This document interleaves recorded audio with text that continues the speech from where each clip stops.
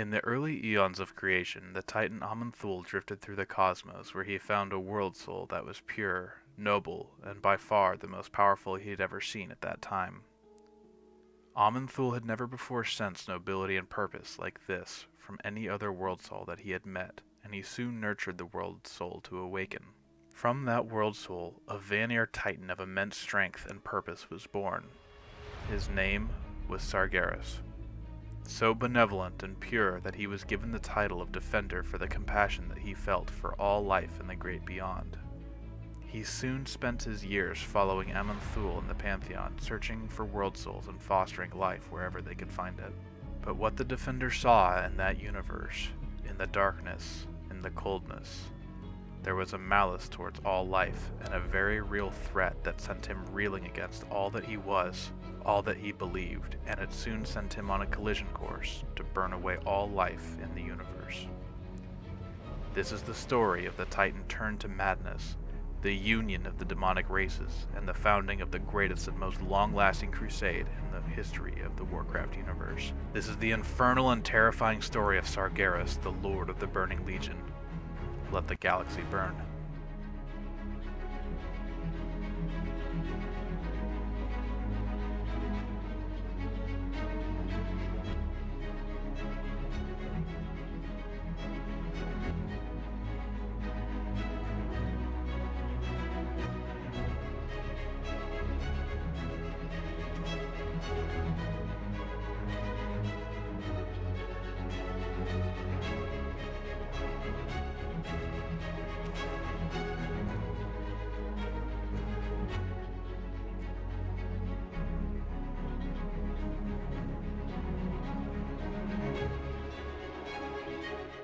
When the Pantheon began finding demons in worlds, they were initially confused as to what the demons were, why they were bent on corrupting worlds and populations.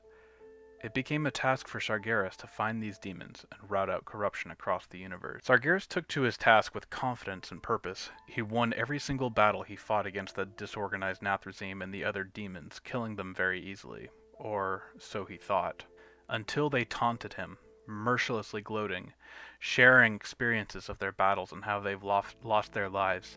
They antagonized him, sharing that they could be killed 1,000 times by him and he was powerless to stop it because they could never truly die.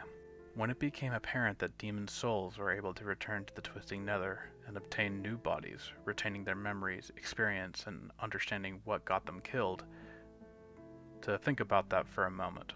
The true madness of what you're facing is this.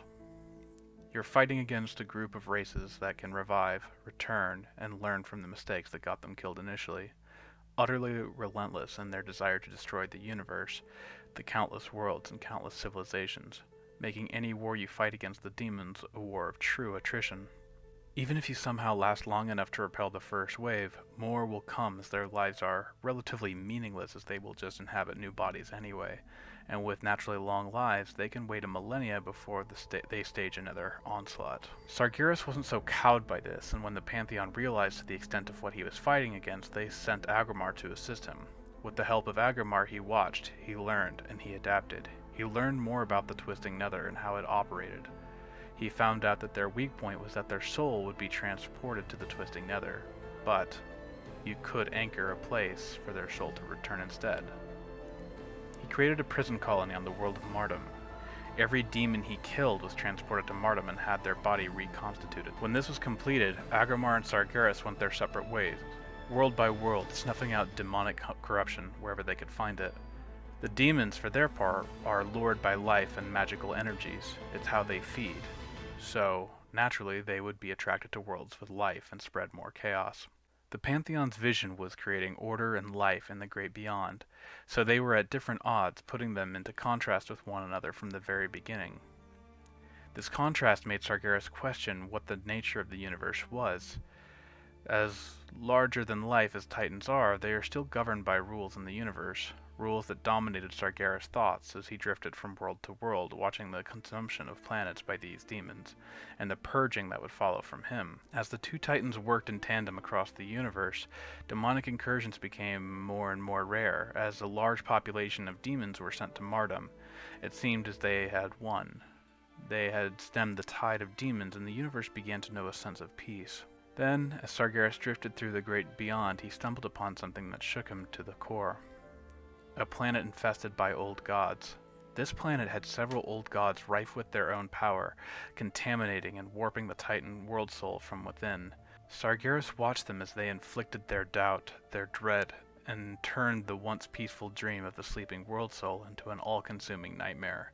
As he also found several Nathrezim, or Dreadlords, there, he interrogated them, learning of the Void Lord's plan, and what this actually meant for the universe. To infect and reduce a Titan world soul to madness before it was born into being, making it a vessel, a dark Titan, to spread the madness of the void across the stars and the universe, sowing seeds of darkness. Sargeras, for his part, was stunned at this revelation that the Void Lords existed, that they were targeting Titan world souls, and that a Titan could be turned.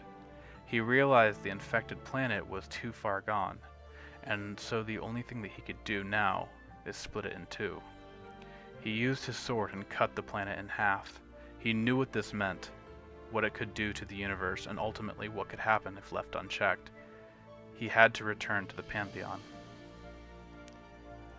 Upon telling them of his discovery, he was shocked that instead of praising his work and being as concerned as he was, they chastised him. The demons were no longer the threat he thought, as they were relatively leaderless, broken off into small factions, and otherwise harmless to the greater threat of the Void Lords and the old gods that were sent across the universe infecting planets and titans. The Pantheon, and he argued, believing that it would be better to save each of these worlds, though Sargeras was bitter that they hadn't seen what he had seen or learned it firsthand. It was his task, and the Pantheon was not there. They didn't see or understand how dangerous this all could be. He left the Pantheon in a rage, going into isolation. In his self-imposed exile, he contemplated the universe, the Void Lords, and what may happen. The Titans brought about life, created it, molded it, but these old gods and Void Lords were unraveling all of creation. The only solution he had was to purge the universe of all life that the Void Lords needed, and remake the universe from ashes, which is exactly what the Titans do.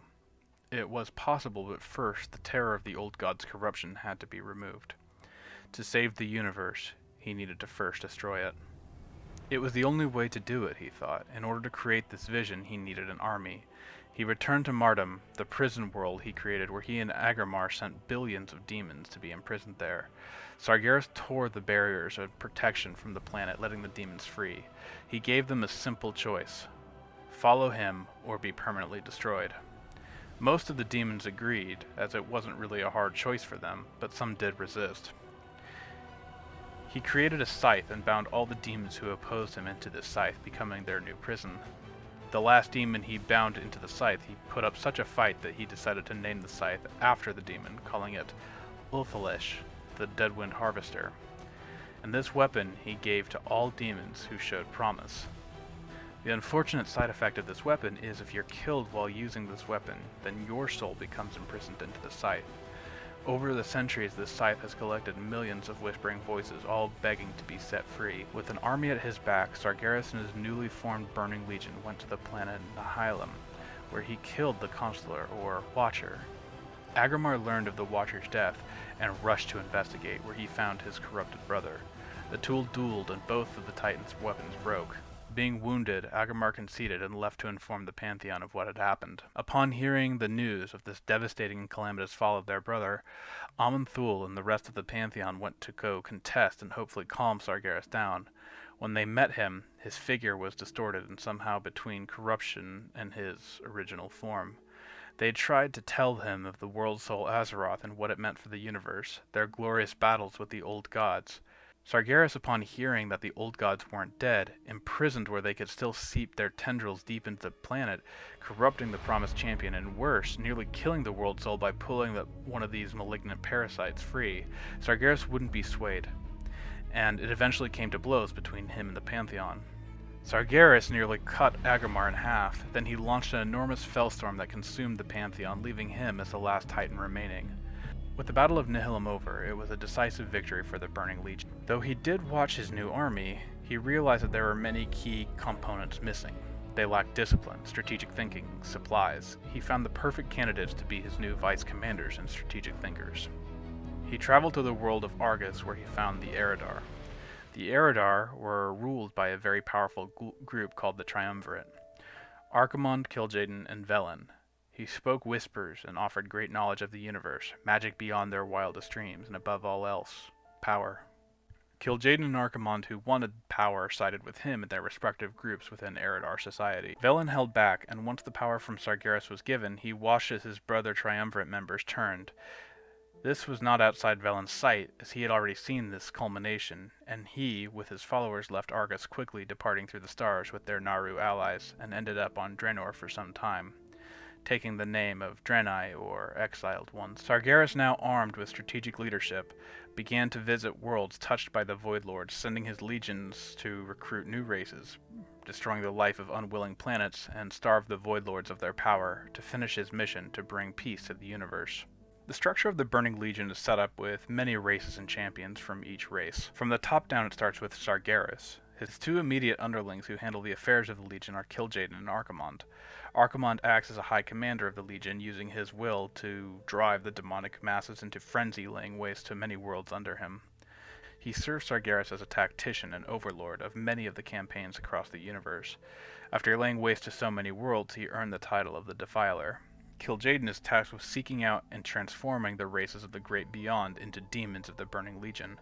Kil'jaeden also acts as de facto cloak and dagger, using deception, guile, and intelligence gathering to isolate worlds and corrupt them into service for the Burning Legion. By so doing, he earned the title of the Deceiver. Both Archimonde and Kil'jaeden are Eridar by race, but through corruption becoming something called the Man'ari, meaning demonic. The Man'ari are some of the most powerful in the Legion, holding high positions as well as being skilled sorcerers, warlocks, tacticians, strategists, and captains. Their leadership is acutely felt wherever the Legion is. And I want to draw an interesting point here that, in typical Blizzard fashion, there was a bit of retconning done. The old lore says that the Eridar were already out in the universe and slightly corrupted already, undoing what Sargeras had done, where they were seekers of knowledge and power, and generally siding with demons, trying to figure out the secrets of the universe. Sargeras killed many of the Eridar in his quest to rid demonic taint from the universe. The retcon version is the previously mentioned one, where Sargeras attempts the Triumvirate to join him after never meeting them. I think it's safe to say that Blizzard usually retcons things from a darker standpoint, trying to draw more clear lines of heroic and villainous behavior. I personally prefer the chaotic standpoint, where it is good and bad everywhere, and it's the choices everyone as an individual makes, where very few people are truly good or truly evil. In either account, 2/3 of the Eridar did end up joining the Burning Legion and became their major strategic thinkers and supply runners. One of the first things Kil'jaeden did was to recruit the Nathrezim, led by Tichondrius. The Nathrezim, or Dreadlords, are usually taller than humans, vampiric and sly.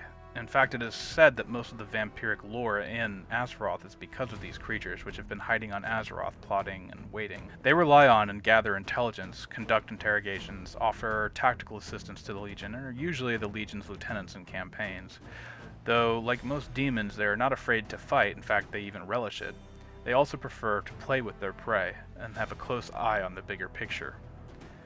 Even defeating one in battle might be exactly what the Dreadlord wants in order to lull their enemy into a sense of fake supremacy.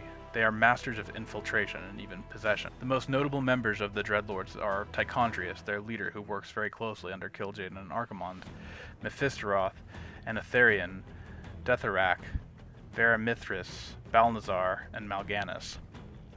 The next race are the Hylian, or Pit Lords, recruited to the Legion just after the Nathrezim. The Hylian are particularly nasty in appearance, standing quite higher than humans, usually reaching weights of several tons in their armor. Though not stupid by any means, they are siege breakers of the Legion armies.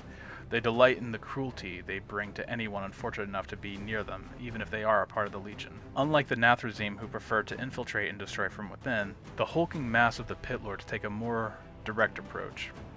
With great pride, they charge into anything standing in their way and reducing it to either broken bodies, ash, or rubble. Pit Lords are generally not brought in, as their strategic asset is almost absolute. Losing them can be a great morale shaker for the Legion forces, as well as taking time to reconstitute their considerable-sized bodies.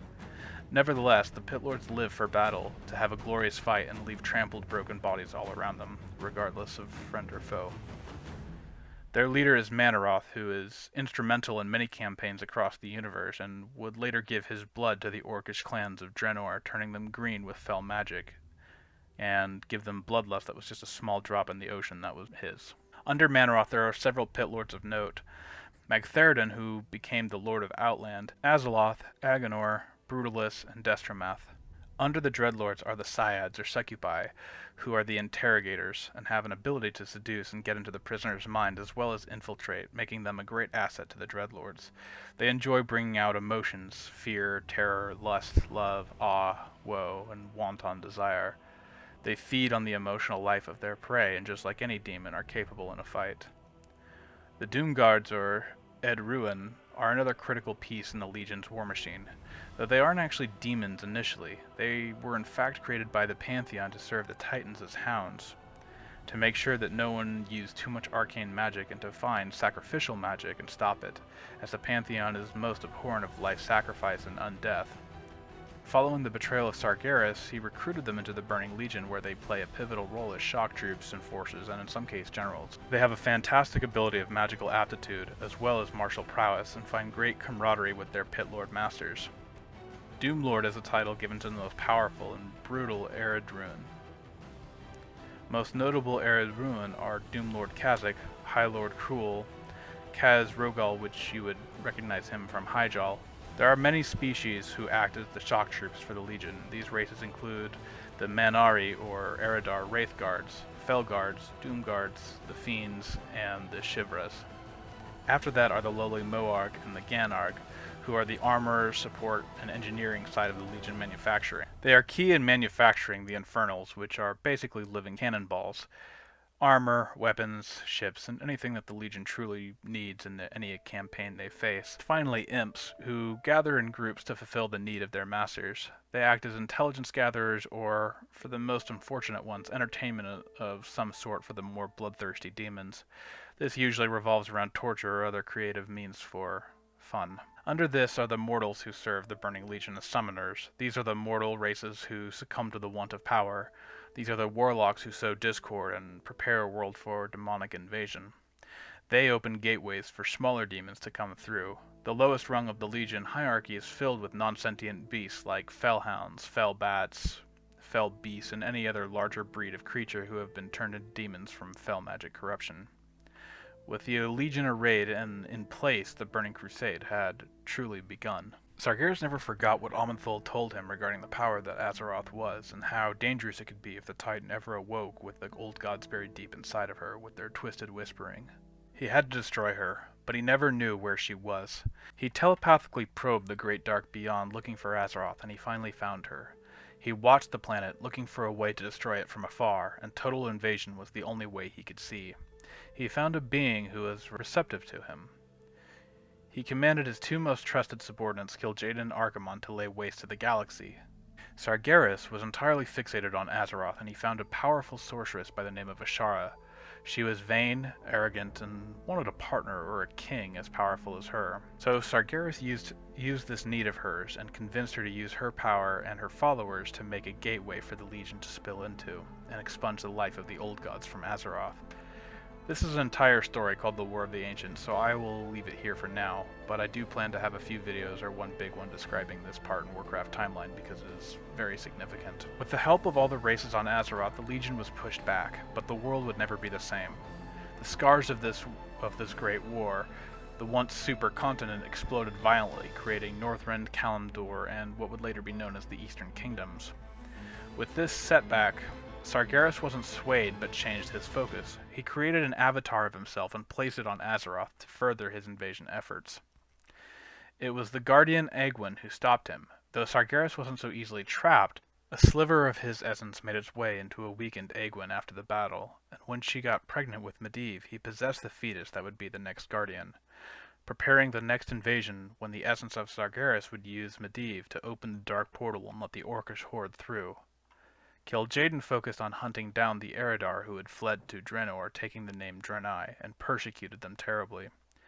It was here that they encountered the Orc tribes, and by having them drink the demonic blood of Manoroth, they became slaves to the demons, becoming more and more demonic themselves, even gaining green skin.